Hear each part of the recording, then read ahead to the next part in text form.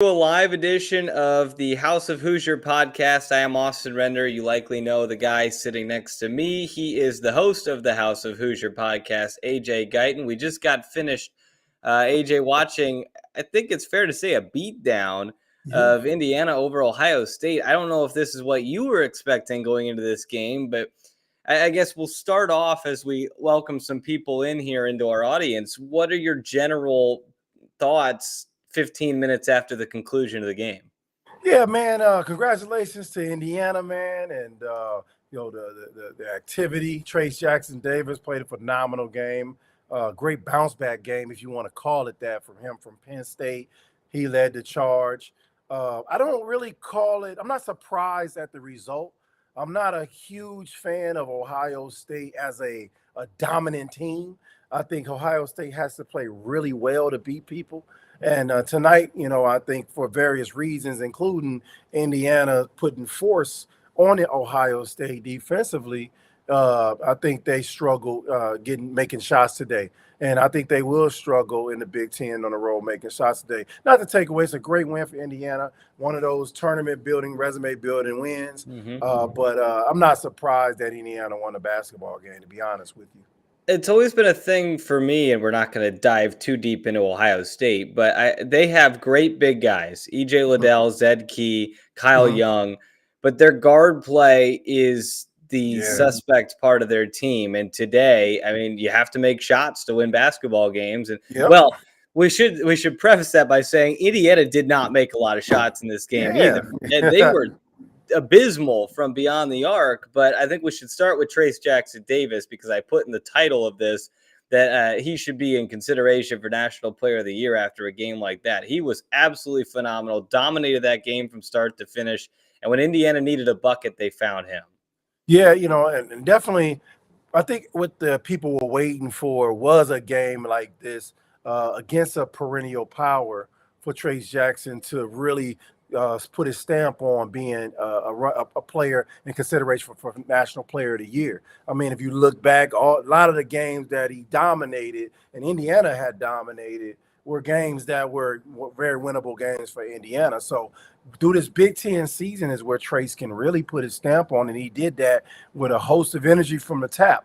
He outplayed every big that I think Ohio State put on him.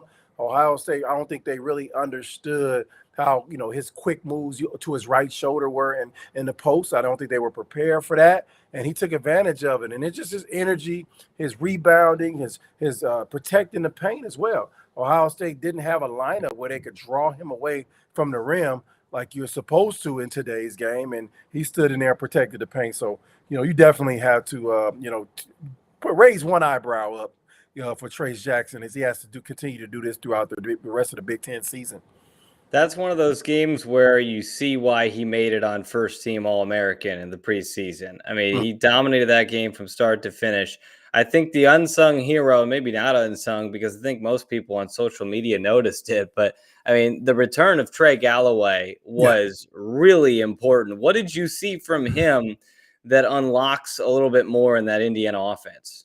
I mean, I saw an uptick of energy when he came in the game. I felt like he was moving at a faster, more urgent pace than most of his teammates, other than Trey Jackson-Davis. And when you see that, it sticks out like a sore thumb. Him crashing the boards, running the floor, getting offensive rebounds. And I think I said this last year, and I'm gonna say it again this year. As good.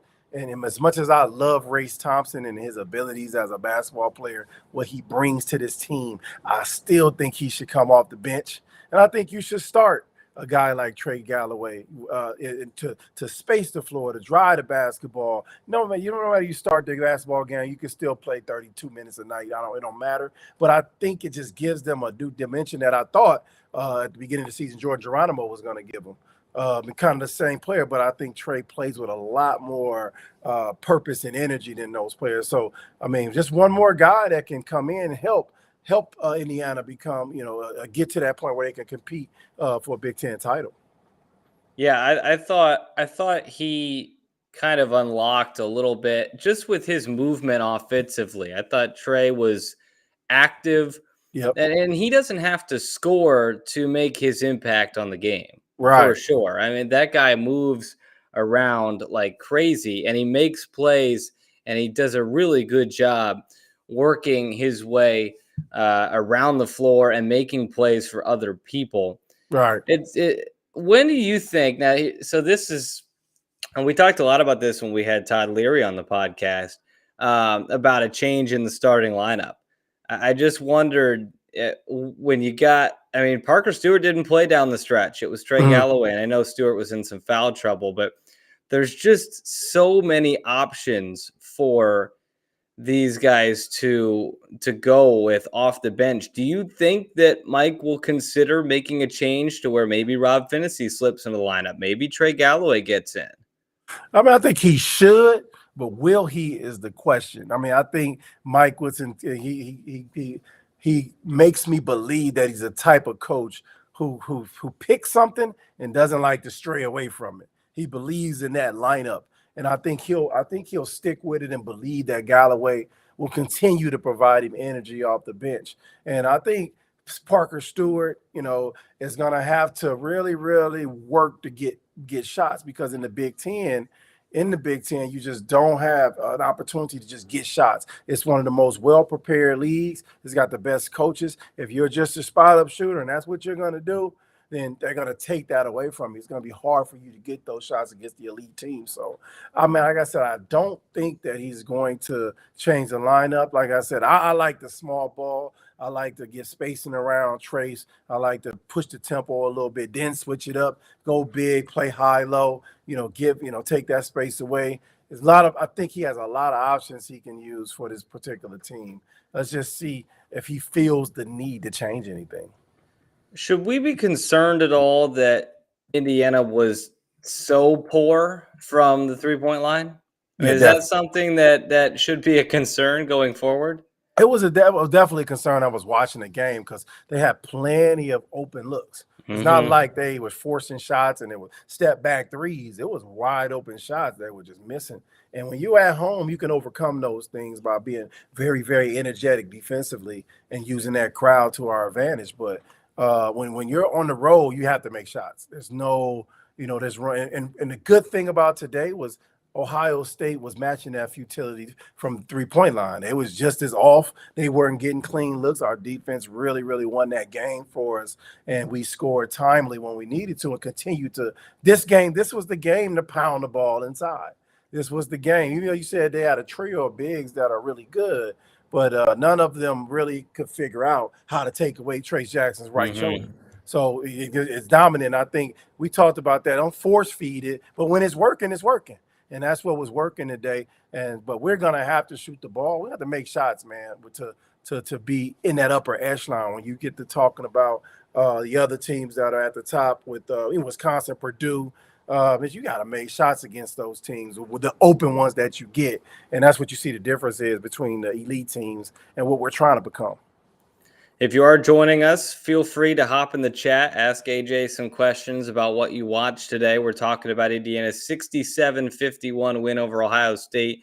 The number from three is 2 of 15. That's 13% for Indiana. And like you said, I mean, Parker Stewart was getting some great looks. Yeah. Miller Kopp had some good looks. They just really struggled to knock them down. But as we look, Grand, take it out a little bit from this game. I mean, what does this do? Because it's such a strange 5 days here for Indiana where they lose to Penn State on the road in a lackluster effort, and then they come back to the friendly confines of Assembly Hall and blow the doors off of a top 15 team. Mhm. Where's this team at right now, AJ? It just feels like a very hard team to figure out. They're 11-3, 2-2 in the Big Ten, but they have lost some games they should have won, and maybe just won a game they probably shouldn't have. I think, I mean, it's hard to tell where this team is. They're still trying to find. I think Mike Wilson is still searching for that combination, but it's not really searching for a combination. It's searching for a combination that produces specifically from the perimeter.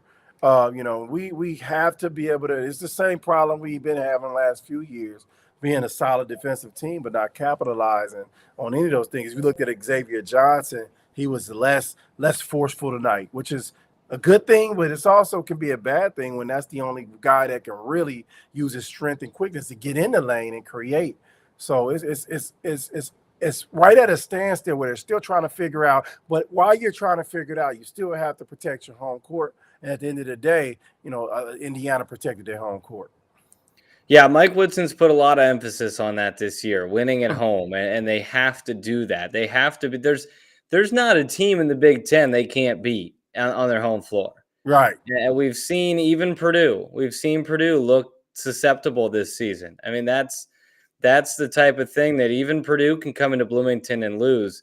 Chris Lewis saying in the chat they need to play like this every night. I mean, yeah, I would agree with that. Maybe a couple more threes go down. Yeah, I agree with that, Chris. But we need to make way more shots than we did tonight. If we gonna Purdue come to town, Michigan State come to town, Yep. Wisconsin come to town. I'd say even more importantly when they go there, when they go to West Lafayette. I think those teams have a little bit more firepower to overcome those shooting woes that Ohio State had tonight. So, at the end of the day, we got to make a lot more shots. And no, I don't know who Brandon Napper is, BTS Dan Studio, but help me remember.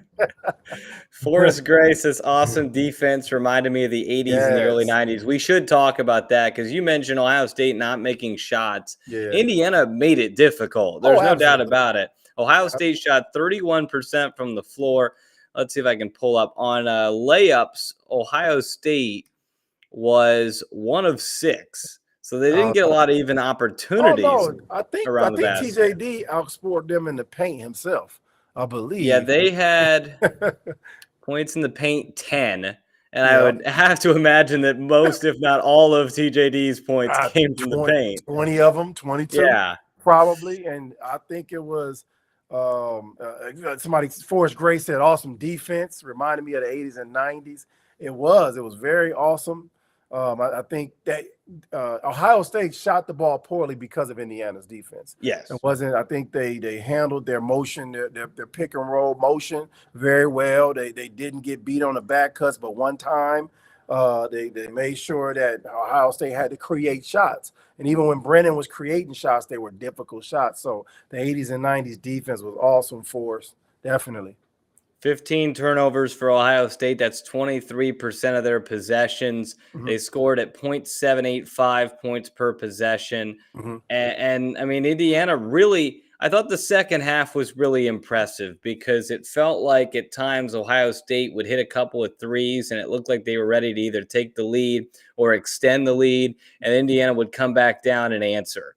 And it never felt like there was a moment. It feels like every game this season, there has been a moment where Indiana loses its focus, lets its guard down, whether that's the first 10 to 15 minutes against Syracuse, whether that's the middle 15 minutes against Wisconsin, whether that was a little bit in the second half or even the beginning of the game against Notre Dame. It didn't see that today. It felt like Indiana from start to finish was locked, loaded, and focused, and that showed as they were eventually able to pull away. Yeah, I felt as if I'm watching the game and I'm watching the second half. And there's one thing from the Ohio State standpoint, when you're a team like Ohio, you want to stay within 6 to 8 points. And from an Indiana standpoint, you want to extend that lead up to 12 to 14 points. And Indiana won that battle. And I was like, that was going to tell me what type of team Ohio State was. If they were able to just keep it, stay in, because what happens is the crowd gets nervous. People get nervous. The players get nervous when it's a close game. You have a better chance as a road opponent to make some things happen as to where you're up 14 and your mistakes don't really matter. So, I mean, we talked about this earlier in the year, how Indiana was really getting outscored in the second half by their opponents. And that talks conditioning. I don't know if you remember us talking about that. And it looks like that for today's game, the conditioning was right where it needed to be. And they won the old 80s, 90s Big Ten slugfest. I enjoy watching. Yep, they really did. Forrest Gray also saying Galloway, a huge factor. We touched on him early, but I just think he's one of those guys I watched for a while, and I don't think I ever realized how much he meant. There were a lot of people last season that were like, gosh, Trey Galloway brings a lot to this team. And I was like, I honestly don't see it. I don't see what he brings. And then all of a sudden today was like, oh, I see it. I 100% see what he brings. And he brings energy, he brings effort, he brings IQ. I think he makes the smart play. which tends to be the right play most of the time. And my dad and I were talking about him making the smart plays, and instantly, on as we're talking about it, he gets a steal, reading a pass on the defensive end, and gets a layup on the other end. I just thought he was phenomenal. No, he didn't force anything, and he was fresh water. I mean, Yeah, it was yeah. somebody. I mean, it was like, oh, we got a new player on the team. That's kind of It how was. It was it like we looked got a when new you recruit. you got a new recruit. Oh, he's finally healthy. He's ready to play, and when you're a player like that, and the challenge is going to be able to keep that energy up, keep affecting the game positively in that manner. As they begin the game plan, or has he been working on an outside shot so he can knock down one or two? Can he continue to run the lane and get easy baskets, get steals? With the positive, real good thing he does is defensively, he allows you to be versatile. He allows Yep. you to switch ball screens. He can guard the 1 through the 4 to sometimes a 5, depending if it's a little 5, and he'll compete. And at the end of the day, Mike Woodson wants to win. Dane Fife wants to win. Kenyon Hunter wants to win. So whoever out there showing that they're ultimate competitors, that's who's going to be out there on the floor. And I bet you see Trey Galloway minutes pick up. Shout out to him. 8 points, 3 rebounds, 4 assists, 2 steals, and 0 turnovers today for Trey Galloway. And Indiana, Right. as a team, single-digit turnovers at 9. That's back-to-back games they've kept it in single digits. So that's certainly a development that could really help this team going forward. Anson Martin said that was a solid victory. That Jackson Davis kid is a beast. I don't think there's many people that would disagree with Yeah. that. I mean, I think you're watching him against a guy in EJ Liddell that a lot of people have been saying is in the National Player of the Year conversation. Mm-hmm. And I mean, let's be honest, Jackson Davis took him to school today. He was better on both ends of the floor than EJ Liddell was. And Mm-hmm. I don't think and I think it will hurt Indiana if they do continue to kind of be a middle of the road team. But I Mm-hmm. do believe Jackson Davis should very much be at the top of anybody's conversations for Big Ten Player of the Year, should at least be somewhere in the mix for National Player of the Year, certainly for an All-American spot because he's been great. Yeah, definitely. I mean, these are the games you have to prove it. The Yep. opportunity to play against EJ Liddell. When you get the opportunity to match up against Travion Williams. When you get the Yep. opportunity to match up against Kofi Coburn. I Mm-hmm. mean, it just goes down the line. You're going to have 7, 8 opportunities to show Yep. if you're a National Player of the Year candidate. And I think today he was 1 for 1.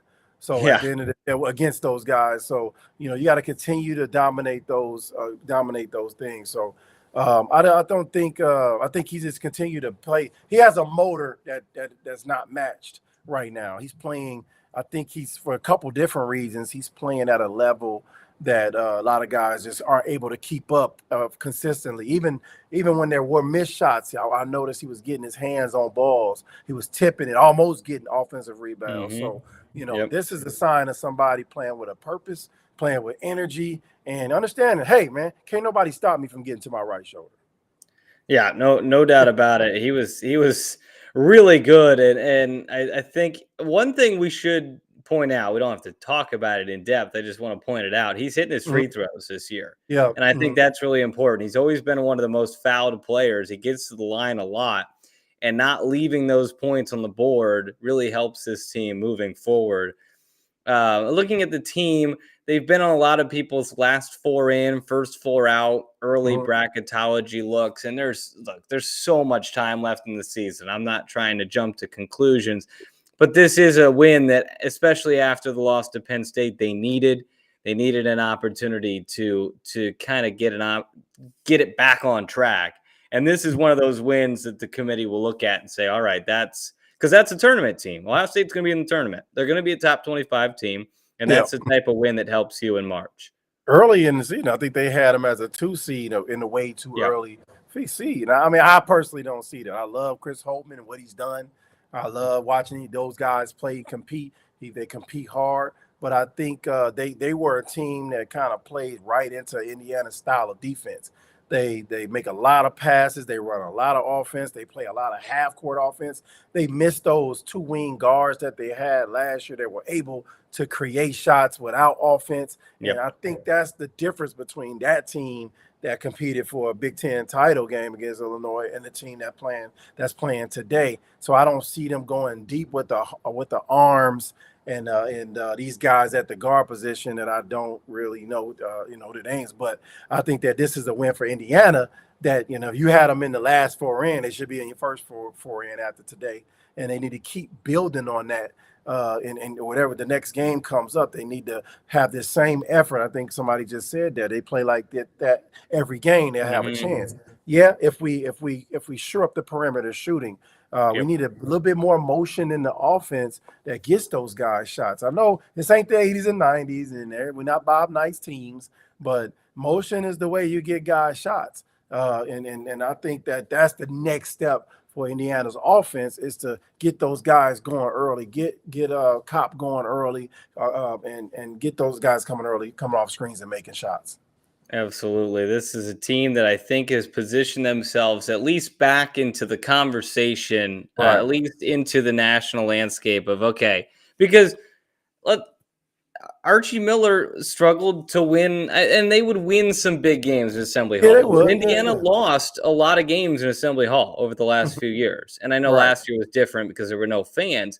But I think this is important, and it's something that Mike Woodson wants to establish is, look, nobody comes into Assembly Hall and wins. You're right. You just don't. And that's really important. Chris Lewis asked, what do you think of TJD bouncing the ball off of Joey's head? He did say after the game, Trace did, that was obviously not intentional, and he was going to text him as soon as he was done with everything. No, good job, TJD. Way to use whatever you could to get that possession. It just took me all the way back, and I just did a podcast with Mike Lewis. And Mike Lewis is synonymous for throwing the ball off the face of an Iowa player to save a possession, out of bounds possession, directly in the face. And I immediately thought of that. So was that off of your transferred teammate that went to Iowa?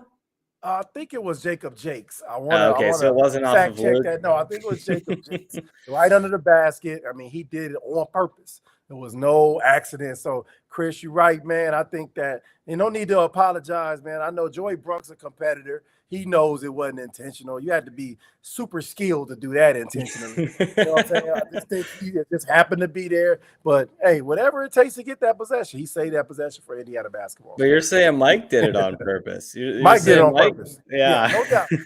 Did you ever have – because you had some teammates transfer – in your time, did you ever play against those guys, and did you ever kind of have anything like that where you had to kind of turn friendship off while you're on the floor? No, we didn't. We had a lot of transfers, but one of them went somewhere in the South. One of them went to Georgia Tech. We never played them, and the other one went to Iowa, and they played after me. So I never played against a transfer. And I know that was weird. It had to be weird for Joey. I seen him sitting on a bench at the beginning of the game. And I'm just like, it was weird for me coming in as assistant coach at Northwestern and being on the other side. You know what I'm saying? It's like, I never even came out this way before. You're like, this locker room's not as nice. Right. These seats aren't as comfy. It's somehow colder on this side of the gym. What are they doing over here? I felt like an outcast when I did that. I'm sure Brunk, and I don't know. I'm not condoning the booze. I don't know why it ever gets that serious for a kid. He's trying to win and compete for his team. So, I think you no need to apologize. It was a play that Trace Jackson Davis made to win the game. Forrest Gray says, I still don't believe Trace is even close to NBA ready. Needs a jump shot and a right hand, but a great college player. Trace is kind of, and I'm very curious to see where his career goes, because he's an interesting case, because he's uber talented and he's dominating college basketball. But when you watch his game, it doesn't scream NBA. Right, yeah. It like Forrest said, it screams fantastic college player who's bigger and stronger than everybody inside. But how often do you see that really translate? I'm thinking of like DeAndre Ayton with the Suns. But the difference is DeAndre's 7 foot. And I think that's I really believe that Trace is a little bit better reincarnation of his own father. I mean, I think Dale Davis was very similar. Rebounding machine. I think Trace is a little better offensively because of the type of offense that they play today. When Dale Davis played, it was throw it in, back to the basket. Trace is allowed to use his athleticism, move around, slip screens. Even his post moves, they're not Kevin McHale type post moves. It's just straight power. I'm getting to my right shoulder, and ain't nothing you can do about it. So, but I would disagree when I say that he's not even close to an NBA player, because if you look at the center position in the NBA, I mean, they're a bunch of a little bit taller Trace Jackson Davis, guys who screen, roll, catch lobs. Not many of them shoot jump shots. Not many of them play back to back. If you look at Kevin Looney in Golden State, I mean, that's a good comparison. What is the difference between Kevin Looney and Trace Jackson Davis? Kevin Looney is a little taller. Trace Jackson Davis is a lot more athletic and a lot more mobile. So I think it depends on where he lands. Do I think he's a lottery pick? I would say no. So I don't think they're gonna be a lottery pick, but late first and definitely a second round pick who have an opportunity to. Let's put it like this: when you're 6'9", 6'8", and you can run like a deer, you're gonna make six figures minimum playing basketball for the rest of your life. So unless injury, whether that be in Barcelona, Spain, or whether that be for the Indiana Pacers, he's gonna make a great living playing a game of basketball. So my thing is just focus on college, be the greatest college basketball player you can be. Help your team win so you can help cement your legacy and the team's legacy. And you worry about that pro stuff later. But, I mean, I know that's the same thought Forrest that people are having.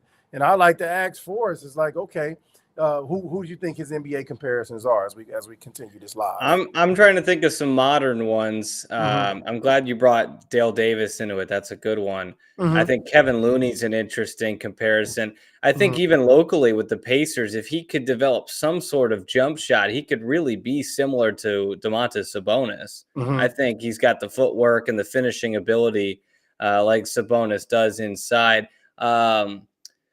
I mean, this is probably a reach because he was a star during his heyday, but somebody who doesn't really have the jumper, DeAndre Jordan, a guy who's a high-flying dunker, just kind of finishes inside, kind of feels similar. Now, obviously, he's not the specimen that is DeAndre Jordan, but something like that, like a Blake Griffin kind of thing. Right. I would say Blake. If I had to give him a type of Blake developed the jump shot later on. He did, and still not very good. Still not good at it, but he was super explosive.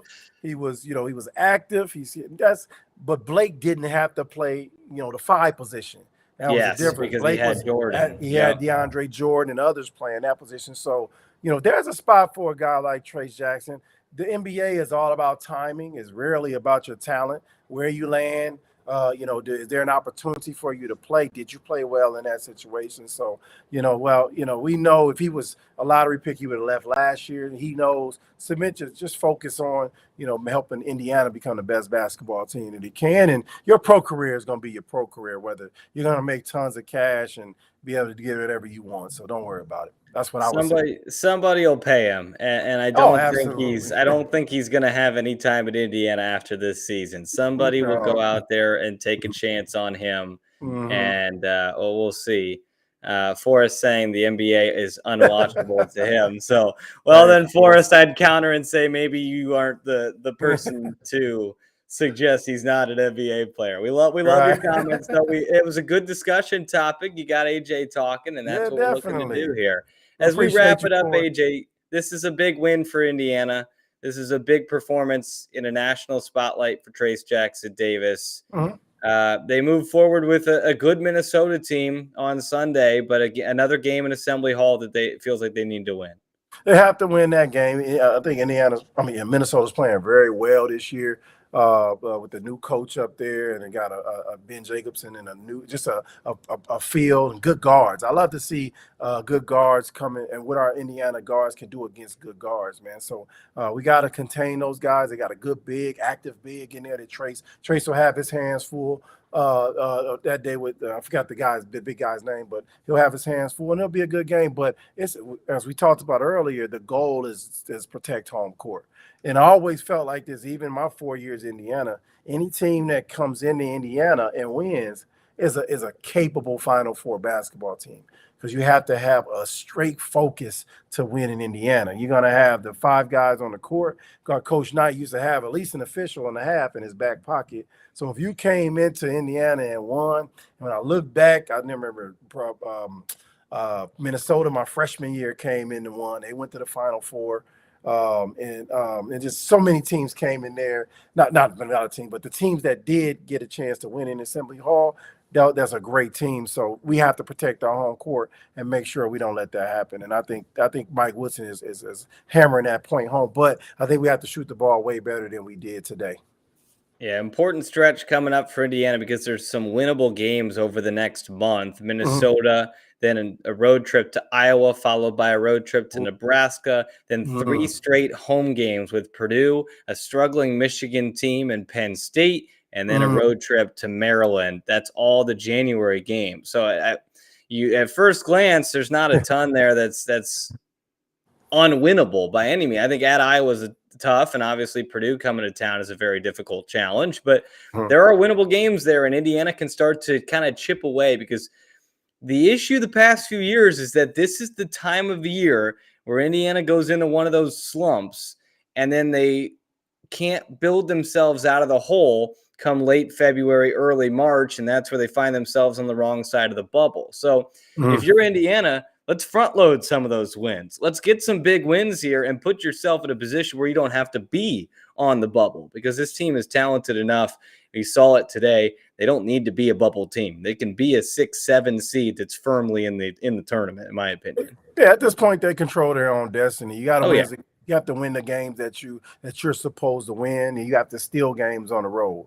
And you have to, and that's the goal. And they're still sitting firmly in that position to be able to do so. 2-2 in the Big Ten, sitting right there with a couple, resume building wins available to you. Minnesota will be a solid win. Iowa will be a solid resume win. Penn State's playing well. I mean, their resume is beginning to build, so there are no days off in the Big Ten, man. And I think that's the thing. As we look at it and we say we can win winnable games, they're also all losable too.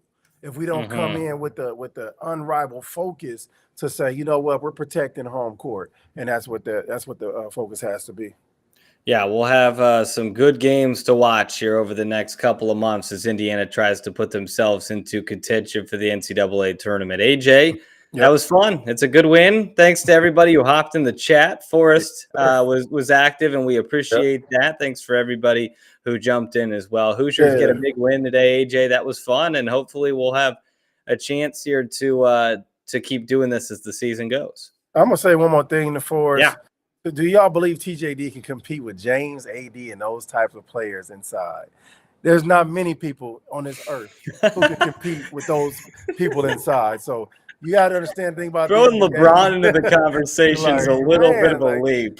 Dude, TJD would not be playing against that unit in the NBA. Trust me. Is Juwan Morgan playing against AD? No.